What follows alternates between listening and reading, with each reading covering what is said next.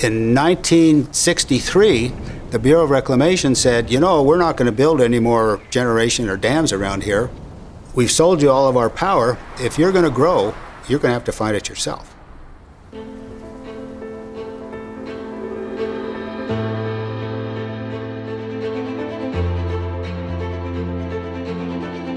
A fellow named Stan Case from Fort Collins organized Colorado, said, let's get together and see what we can do. So these 4 cities stuck together, and the whole idea was they needed a supplemental power supply. And let's get together and do it ourselves because it's going to be much cheaper than each individual one trying to do it. Platte River started in 1973, so it took them 10 years to really get this thing put together and organized. That's pretty simple. Yeah. But ultimately, it was Fort Collins, Loveland, Longmont, and Estes Park that came together and decided to form Platte River Power Authority, and they did that in 1973. They hired a general manager, and the first course of business was to procure additional generation for the organization. Utility is a capital-intensive business. Our first resources were joint ownership in the Craig Station. The general manager, Al Hamilton, at the time knew that wasn't going to be enough, and so there were already plans on the drawing board for the Wright Energy Station. When Rawhide started, CEO at the time, Al Hamilton, wanted to show that this plant was very valuable to the area because we were going to hire a lot of people at good paying jobs. He like me, felt, boy, if we can grow our own people, they're going to be better. Folks started coming in, engineers started coming on the staff, project managers, folks like that, to build all of these resources. The first ground was broken in 1980. It was a 5-year build, which is pretty quick for a power plant.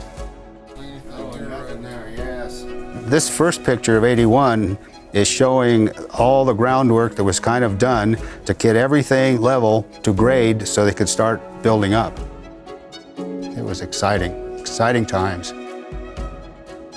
Once those things were accomplished and the resources were built, then the challenge was to make sure that they ran and operated at a high capacity factor and they were available to the market so that we could make sales.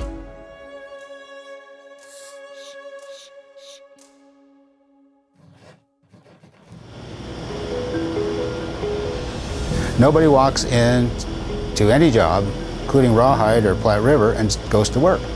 You have to be invited. So how would I treat a person if I invited them to my house? We're a service organization. I think that first, people have to understand that. What is public power? Well, you know, we say we keep the lights on, but it's more than that. We power the hospitals, we power the schools, we power the stoplights. You've given me this speech when I was little and you're laughing. I know.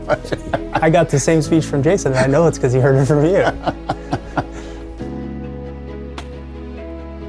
You know, it's something about the electric industry. Everybody understands the importance and takes pride in it, and it goes far beyond a paycheck. It's all about culture. You have to build culture. It's about every person working together. And I think that's what has made Platte River an amazing place to work, is that people, number one, understand that they need their fellow employee and they work together. Everybody asks me, like, why Platte River's been so successful, and it's easy, it's the people. We've continued to get a more diverse set of employees, a more educated set of employees that are challenging us to not just ever be content with what we're doing as an organization.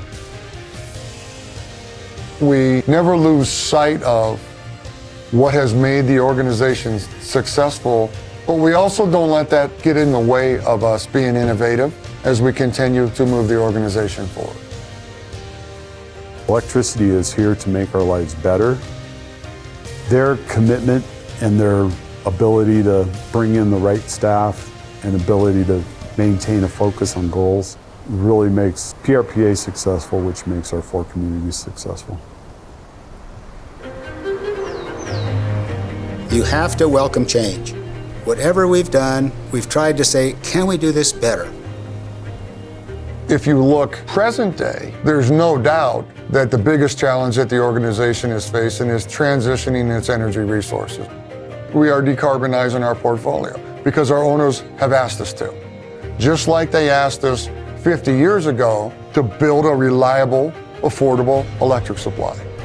We're trying to figure out how to transition out of those resources that are paid for, that still have a useful life, and transition to different technology that's not carbon intensive and still provide the same value to those owner communities that we have for the last 50 years. It's a massive challenge, but we are going to move forward and do this with our eyes wide open. I feel very fortunate to have 4 owner communities that are very supportive. We think that we ought to be able to do this the right way and create a blueprint for others to follow that are in similar situations. And that's the real value of public power.